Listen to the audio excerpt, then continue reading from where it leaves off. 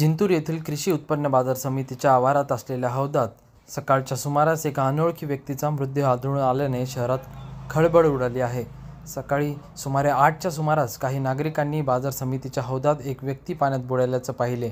त्यांनी तात्काळ ही माहिती पोलिसांना दिली. त्यानंतर सहाय्यक पोलीस निरीक्षक विजय जाधव यांच्यासह इतर पोलीस कर्मचारी पथक घेऊन घटनास्थळी दाखल झाले.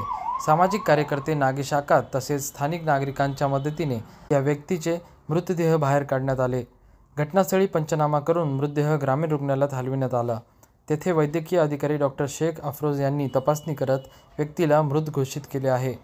दरम्यान मृत व्यक्तीच्या ओळख पटविण्यासाठी पोलीस निरीक्षक विजय जाधव यांनी परिसरातील नागरिकांना तसेच सोशल माध्यमावर मृतकाचा फोटो पाठवला.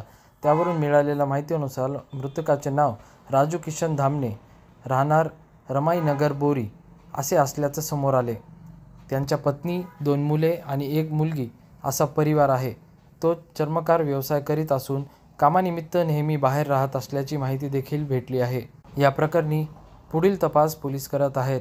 प्रतिनिधी रियाज कुरेशी, DLP न्यूज, जिंतूर.